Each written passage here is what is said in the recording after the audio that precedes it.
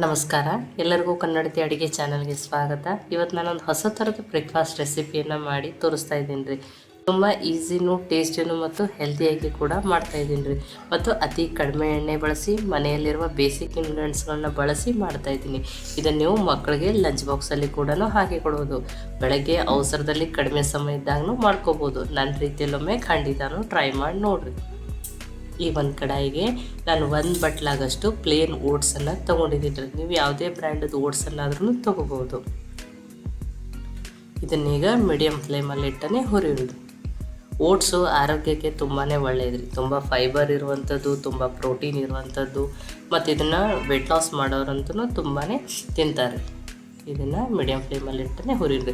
ಒಂದು ಅರ್ಧ ಹುರಿದ ಮೇಲೆ ನಾನಿಲ್ಲಿ ಒಂದು ಸ್ವಲ್ಪ ಇವು ಏನು ಕಮಲದ ಬೀಜಗಳು, ಲೋಟಸ್ ಸೀಡ್ಸ್ ಅಂತ ಏನು ಕರಿತೀವಲ್ಲ ರೀ, ಅವನ್ನ ಹಾಕ್ತಾಯಿದ್ದೀನಿ. ಇದು ಕೂಡ ತುಂಬ ಕ್ಯಾಲ್ಸಿಯಮ್ಮು, ಮ್ಯಾಗ್ನೀಷಿಯಮು, ಐರನ್ ಅಂತ ಇರುವಂಥದ್ದು. ಒಂದು ಅರ್ಧ ಹುರಿದ ಮೇಲೆ ಇದನ್ನು ಹಾಕಿಂಡೆ. ಇವು ಸ್ವಲ್ಪ ಹುರಿದ್ರೆ ಸಾಕ್ರಿ. ನೋಡಿ ಈಗ ತೋರಿಸ್ತೇವೆ. ಒಂದು 2 ನಿಮಿಷ ಆಗಷ್ಟು ನಾನು ಮೀಡಿಯಮ್ ಫ್ಲೇಮ್ದಲ್ಲಿ ಇಟ್ಟನೆ ಹುರಿದೀನಿ. ಓಟ್ಸು ಈ ರೀತಿ ಕೈಯಲ್ಲೇ ಪುಡಿ ಹಾಕಾಕತ್ತದಂದ್ರೆ ಇದು ಕರೆಕ್ಟಾಗಿ ಹುರಿದದಂದಂಗೆ ರೀ. ಈಗ ನಾನು ಗ್ಯಾಸನ್ನು ಆಫ್ ಮಾಡ್ತೀನಿ ರೀ. ಇದನ್ನೀಗ ಒಂದು ಬೇರೆ ಪಾತ್ರೆಗೆ ಹಾಕೋತೀನಿ ರೀ. ಈಗ ನೋಡಿ ನಾನು ಇದನ್ನು ಈ ಪಾತ್ರೆಗೆ ಹಾಕ್ಕೊಂಡು ಇಟ್ಕೊತೀನಿ ರೀ. ಇದನ್ನೊಂದು ಸ್ವಲ್ಪ ಆರಲಿ ರೀ. ಆರಿದ ಮೇಲೆ ನಾನು ಪುಡಿ ಮಾಡ್ಕೊತೀನಿ. ಇದನ್ನೊಂದು ಸ್ವಲ್ಪ ಸೈಡಿಗೆ ಇಡ್ತೀನಿ ರೀ. ಇದನ್ನು ಆಮೇಲೆ ಯೂಸ್ ಮಾಡ್ತೀನಿ ರೀ. ಈಗ ಇದೇ ಕಡೆಗೆ ಯಾವ ಬಟ್ಲಿಂದ ಓಟ್ಸ್ ತೊಗೊಂಡಿನಲ್ಲ ಅದೇ ಬಟ್ಲೆ ಅರ್ಧ ಬಟ್ಲಾಗಷ್ಟು ಸಣ್ಣ ರವೆ ತೊಗೊಂಡಿನಿ. ಏನು ಉಪ್ಪಿಟ್ಟು ರವೆ ಅಂತೀವಲ್ಲ ಅದನ್ನು. ಈಗ ಅದನ್ನು ಹುರಿಯೋಣ. ಇದು ಉಪ್ಪಿಟ್ಟಿಗೆ ನಾವು ಹೆಂಗೆ ಹುರಿದಿರ್ತೀವಲ್ಲ ಅದೇ ರೀತಿ ಇದನ್ನು ಅದರಷ್ಟೇ ಹುರ್ಕೊಳ್ಳೋಣ. ನೋಡಿ ರವೆ ಎಳ್ಳೆಳ್ಳು ಥರ ಆಗಿ ಸ್ವಲ್ಪ ಕಲರ್ ಚೇಂಜ್ ಆದರೆ ಸಾಕ್ರಿ. ಈಗ ನೋಡಿರಿ ಈಗ ರವೆ ಇದು ಕರೆಕ್ಟಾಗಿ ಹುರಿದದೆ. ಇಷ್ಟು ಹುರಿದ್ರೆ ಸಾಕ್ರಿ. ನಾನು ಇದು ಕರೆಕ್ಟಾಗಿ ಹುರಿದ್ರೆ ಗ್ಯಾಸನ್ನು ಆಫ್ ಮಾಡ್ತೀನಿ. ಇದನ್ನು ಒಂದು ಸ್ವಲ್ಪ ಹೊತ್ತು ಆರ್ಲಿಕ್ಕೆ ಬಿಟ್ಟು ಸೈಡಿಗೆ ಇಡ್ತಾಯಿದ್ದೀನಿ. ಈಗ ಒಂದು ಮಿಕ್ಸಿ ಜಾರ್ಗೆ ಈಗ ನೋಡಿರಿ ಆ ಕಮಲದ ಬೀಜ ಮತ್ತು ಓಟ್ಸು ಆರ್ಯಾದ್ರು.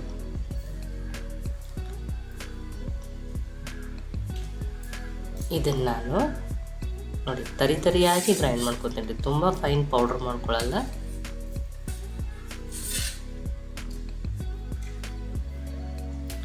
ನೋಡಿ ಸ್ವಲ್ಪ ಈ ರೀತಿ ಕೈಗೆ ಕಾಳು ಥರ ಹತ್ಬೇಕು ರೀ. ಅಷ್ಟು ತುಂಬ ಫೈನ್ ಹಿಟ್ಟು ಥರ ಏನು ಮಾಡ್ಕೊಂಡಿಲ್ಲ ರೀ.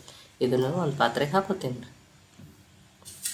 ನೋಡಿ ಈ ತರಿಯಾಗಿ ಗ್ರೈಂಡ್ ಮಾಡ್ಕೊಂಡಂಥ ಓಟ್ಸು ಮತ್ತು ಕಮಲದ ಬೀಜಗಳನ್ನ ಹಾಕಿದ್ದೀನಿ. ಈಗ ಹುರಿದಿಟ್ಕೊಂಡಿರುವಂಥ ರವೆಯನ್ನು ಹಾಕತ್ತೀನಿ ರೀ. ಇದಕ್ಕೆ ನಾನು ಅರ್ಧ ಬಟ್ಲಾಗಷ್ಟು ಸಪ್ಪಗಿರೋ ಮೊಸರನ್ನು ಹಾಕತ್ತೀನಿ ರೀ. ಹುಳಿ ಮೊಸರು ಬೇಡ. ನೀವು ಮನೆಯಲ್ಲಿ ಮಾಡಿರೋ ಮೊಸರು ಹಾಕಿರಿ ಅಥವಾ ಹೊರಗಡೆಯಿಂದ ತಂದಿರುವಾದ್ರೆ ಮೊಸರು ಹಾಕಿರಿ. ಅಂದರೆ ಹುಳಿ ಮೊಸರು ಹಾಕಿಬಿಡ್ರಿ. ಸಪ್ಪು ಮೊಸರನ್ನೇ ಹಾಕಿ ಇದನ್ನು ನೀಟಾಗಿ ಮಿಕ್ಸ್ ಮಾಡ್ಕೊಳ್ಳೋಣ್ರಿ.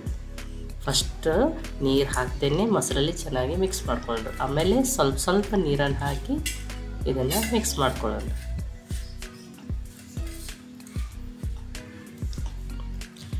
ನಾನು ಬೀಟ್ರಲ್ಲೇ ನೀಟಾಗಿ ಮಿಕ್ಸ್ ಮಾಡ್ಕೊತೀನಿ ರೀ. ನಾನು ಸ್ವಲ್ಪ ಅಂದರೆ ಯಾವುದೇ ರೀತಿ ಗಂಟುಗಳದ್ದು ಏನೂ ಆಗಬಾರ್ದು ಆ ರೀತಿ ಇದನ್ನು ಮಿಕ್ಸ್ ಮಾಡ್ಕೊಂಡ್ರಿ. ನಾನು ತುಂಬ ಗಟ್ಟಿನೂ ಇಲ್ಲ, ತುಂಬ ತೆಳುವೂ ಇಲ್ಲ. ಇಡ್ಲಿ ಹಿಟ್ಟಿನ ಹದಕ್ಕೆ ಮಾಡ್ಕೊತೀನಿ ರೀ.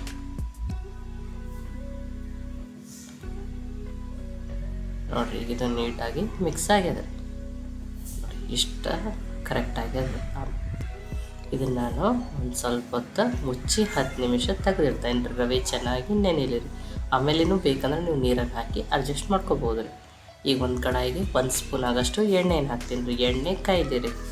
ಎಣ್ಣೆ ಕಾಯ್ದ ಮೇಲೆ ಒಂದು ಅರ್ಧ ಸ್ಪೂನ್ ಆಗಷ್ಟು ಉದ್ದಿನಬೇಳೆ, ಅರ್ಧ ಸ್ಪೂನ್ ಆಗಷ್ಟು ಸಾಸಿವೆ, ಒಂದು ಅರ್ಧ ಸ್ಪೂನ್ ಆಗಷ್ಟು ಜೀರಿಗೆ, ಇವೆಲ್ಲವನ್ನು ಫ್ರೈ ಮಾಡ್ತೀನಿ. ಅಂದರೆ ಉದ್ದಿನಬೇಳೆ ಕೆಂಪಗಾಗೋವರೆಗೂ ಫ್ರೈ ಮಾಡ್ಕೊತೀನಿ. ನೀವು ಕಡಲೆಬೇಳೆಯನ್ನಾದ್ರೂ ಒಂದು ಅರ್ಧ ಸ್ಪೂನ್ ಹಾಕೋಬೋದು. ನೋಡಿರಿ ಉದ್ದಿನಬೇಳೆ ಕೆಂಪಗಾಗ್ಯಾವ್ರಿ. ಇದಕ್ಕೆ ನಾನು 3 ಮೆಣಸಿನ್ಕಾಯಿನ ಸಣ್ಣದಾಗಿ ಕಟ್ ಮಾಡಿ ಹಾಕ್ತಾಯಿದ್ದೀನಿ ರೀ. ಖಾರ ನೀವು ನೋಡ್ಕೊಂಡು ಹಾಕೋರಿ. ತುಂಬ ಖಾರ ಬೇಡ ಅಂದರೆ 2 ಮೆಣಸಿನ್ಕಾಯನ್ನೇ ಹಾಕಿರಿ. ಅದನ್ನು ಒಂದು ಸ್ವಲ್ಪ ಎಣ್ಣೆ ಒಳಗೆ ಫ್ರೈ ಮಾಡ್ಕೊಳ್ಳೋಣ. ನೋಡಿ ಈಗ ಇವು ಕರೆಕ್ಟಾಗಿ ಫ್ರೈ ಆಗ್ಯಾವ್ರಿ. ನಾನು ಗ್ಯಾಸನ್ನು ಆಫ್ ಮಾಡ್ತೀನಿ. ಈ ಒಗ್ಗರಣೆನ ಆ ಹಿಟ್ಟಿಗೆ ಹಾಕ್ತೀನಿ ರೀ. ನಾನು ಇದು 10 ನಿಮಿಷ ಆಗ್ಯದ ರೀ. ನೋಡಿ ತೋರಿಸ್ತೀನಿ ನೋಡಿ. ಇದೇಗಿನಕ್ಕಿಂತ ಇದು ತುಂಬಾ ಗಟ್ಟಿಯಾಗ್ಯದ ರೀ. ಅಂದ್ರೆ ರವೆ ನೀರನ್ನೆಲ್ಲ ಹೀರ್ಕೊಂಡದ್ರಿ. ಈಗ ಇನ್ನೊಂದು ಸ್ವಲ್ಪ ನಾನು ನೀರನ್ನು ಹಾಕ್ಕೊಂಡು ಮಿಕ್ಸ್ ಮಾಡ್ಕೊತೀನಿ.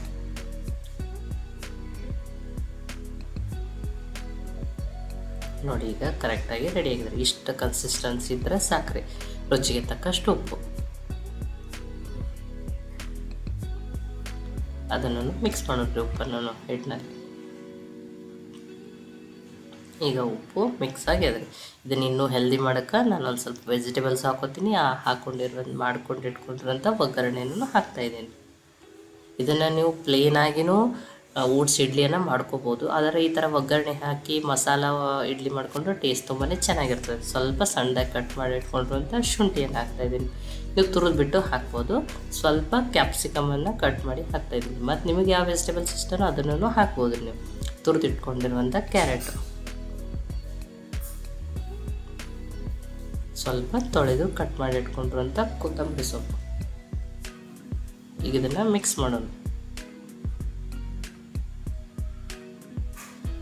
ಈ ಥರ ಪ್ಲೇನ್ ಇದ್ದರೆ ನೀವು ದೋಸೆನೂ ಹಾಕೋಬೋದು, ಅಥವಾ ಇಡ್ಲಿ ಬೇಕಂದ್ರೆ ಇಡ್ಲಿನೂ ಸ್ಟೀಮ್ ಮಾಡಿ. ಕಡಿಮೆ ಎಣ್ಣೆ ಅಂದ್ರೆ ನೀವು ಇಡ್ಲಿನೇ ಮಾಡ್ಕೋಬೋದು. ಈಗ ಕರೆಕ್ಟಾಗಿ ಇದು ಹಿಟ್ಟು. ಇದಕ್ಕೆ ನಾನು ಇಲ್ಲೊಂದು ಅರ್ಧ ಸ್ಪೂನಾಗಷ್ಟು ಇನ್ಸ್ಟೆಂಟಾಗಿ ಮಾಡ್ತಾಯಿದ್ದೀನಿ ಅಂತ ಹೇಳಿ ಈನೋ ಹಾಕ್ತಾಯಿದ್ದೀನಿ ರೀ. ಈನೋ ಬೇಡ, ಹೆಲ್ದಿ ಅಲ್ಲ ಅಂದ್ರೆ ನೀವು ಒಂದು ಚಿಟಿಕೆ ಸೋಡಾ ಅನ್ನೋದ್ರೂ ತಿನ್ನೋ ಸೋಡಾನ ಹಾಕ್ಬೋದು. ಅದ್ರ ಮೇಲೆ ಸ್ವಲ್ಪ ನೀರು ಹಾಕಿ ಆ್ಯಕ್ಟಿವೇಟ್ ಮಾಡತ್ತೀನಿ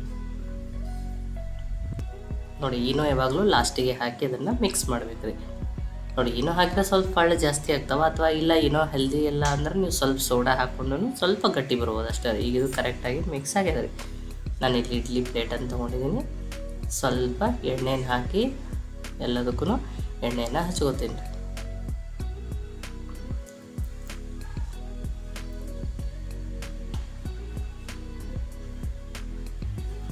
ನೋಡಿ, ಎಣ್ಣೆಯನ್ನು ಹಚ್ಕೊಂಡಿದ್ದೀನಿ. ನಾನಿಲ್ಲಿ ಸ್ವಲ್ಪ ಕರೆದಿಟ್ಕೊಂಡಿರುವಂಥ ಕಾಜುವನ್ನು ತೊಗೊಂಡಿದ್ದೀನಿ. ಇದು ಆಪ್ಷನಲ್, ನೀವು ಬೇಕಂದ್ರೂ ಹಾಕ್ಬೋದು, ಇಲ್ಲಾದ್ರೂ ಸ್ಕಿಪ್ ಮಾಡ್ಬೋದು. ನೀವು ಇಡ್ಲಿ ಬೇಡ ಅಂದರೆ ಡೋಕ್ಲಾ ಪ್ಲೇಟಿಗೂ ಹಾಕೋಬೋದು. ಇದು ಈಗ ಮಾಡ್ಕೊಂಡಿರುವಂಥದ್ದನ್ನು ಹಾಕ್ತಾಯಿದ್ದೀನಿ ಬೇಕಾದ್ರೆ.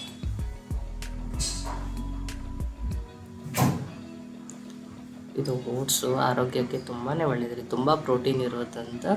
ಈಗಂತೂ ವೆಯ್ಟ್ ಲಾಸ್ ಮಾಡೋರು, ಹೆಲ್ತ್ ಕಾನ್ಷಿಯಸ್ ಜಾಸ್ತಿ ಆಗಿರೋದ್ರಿಂದ ಜನ ಈಗ ಓಟ್ಸ್ ತುಂಬಾ ತಿಂತಾರೆ. ನೋಡಿ, ಈಗ ಹಿಟ್ಟನ್ನು ಹಾಕಿದ್ದೀನಿ ರೀ. ಈಗ ಆಲ್ರೆಡಿ ಇಡ್ಲಿ ಪಾತ್ರೆಯಲ್ಲಿ ನೀರನ್ನು ಕಾಯ್ಲಿಕ್ಕೆ ಇಟ್ಟಿದ್ದೇನೆ ನೋಡಿ. ಅದು ಇನ್ನೊಂದು ಸ್ವಲ್ಪ ಹಿಟ್ಟಂತ ಹೇಳಿ ಅದನ್ನು ಇನ್ನೊಂದು ಪ್ಲೇಟಿಗೆ ಹಾಕ್ಕೊಂಡೀನಿ. ಇದನ್ನು ಹೈ ಫ್ಲೇಮಲ್ಲಿ 5 ನಿಮಿಷ ಸ್ಟೀಮ್ ಮಾಡ್ಕೊಳ್ಳೋಣ. ನೋಡಿ, 5 ನಿಮಿಷ ಆಗ್ಯದ. ಕಲರೂ ಚೇಂಜ್ ಆಗ್ಯದ ನೋಡಿರಿ. ನೋಡಿ, ಕರೆಕ್ಟಾಗಿ ಸ್ಟೀಮ್ ಆಗ್ಯಾವ ರೀ. ನಾನು ನಿಮ್ಗೆ ಚಾಕುನ ತೋರಿಸ್ತೀನಿ ನೋಡಿ. ಯಾವುದೇ ರೀತಿ ಹಿಟ್ಟು ಇಲ್ಲ ಅಂಟ್ಕೊಂಡಿಲ್ಲ ಅಂದರೆ ಇವು ಕರೆಕ್ಟಾಗಿ ಸ್ಟೀಮ್ ಆಗ್ಯಾವ ರೀ. ನಾನು ಗ್ಯಾಸನ್ನು ಆಫ್ ಮಾಡ್ತೀನಿ. ಇವನ್ನೊಂದು ಸ್ವಲ್ಪ ಹೊತ್ತು ಆರ್ಲಿಕ್ಕೆ ಬಿಡ್ತೀನಿ. ಆರಿದ್ಮೇಲೆ ತೆಗೆದು ತೋರಿಸ್ತೀನಿ ನೋಡಿ. ಸ್ವಲ್ಪ ಈಗ ಲೈಟಾಗಿ ಬಿಸಿ ಅದಾವೆ.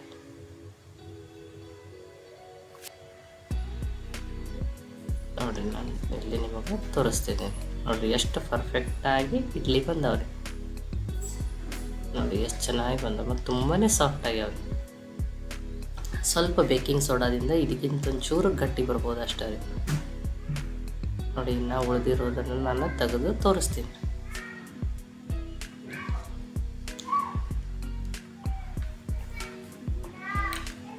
ನೋಡಿರಿ, ಎಲ್ಲ ಇಡ್ಲಿನೂ ಎಷ್ಟು ತುಂಬಾ ಚೆನ್ನಾಗಿ ಬಂದವ್ರಿ. ನೋಡಿ, ತುಂಬ ಹೆಲ್ದಿಯಾಗಿರುವಂಥ ಇಡ್ಲಿ ರೀ. ಈ ಬಿಸಿ ಬಿಸಿ ಓಟ್ಸ್ ಇಡ್ಲಿ ರೆಡಿ ಆಗ್ಯಾವ್ರಿ. ನೀವು ಇದನ್ನು ಚಟ್ನಿ ಜೊತೆನೂ ತಿನ್ಬೋದು, ಸಾಂಬಾರು ಜೊತೆನೂ ತಿನ್ಬೋದು. ಈ ರೆಸಿಪಿ ನಿಮ್ಗೆ ಇಷ್ಟ ಆಗಿತ್ತಂದ್ರೆ ಲೈಕ್ ಮಾಡಿ, ಶೇರ್ ಮಾಡಿ, ಕಮೆಂಟ್ ಮಾಡಿರಿ. ಖಂಡಿತನೂ ಟ್ರೈ ಮಾಡಿರಿ. ಮತ್ತೆ ಒಳ್ಳೆ ರೆಸಿಪಿ ಜೊತೆ ಸಿಗೋಣ. ಎಲ್ಲರಿಗೂ ಧನ್ಯವಾದಗಳು. ಕನ್ನಡತಿ ಅಡುಗೆ ಚಾನಲನ್ನು ಸಬ್ಸ್ಕ್ರೈಬ್ ಮಾಡಿ, ಬೆಲ್ ಐಕಾನ್ ಪ್ರೆಸ್ ಮಾಡುವುದನ್ನು ಮರಿಬೇಡ್ರಿ.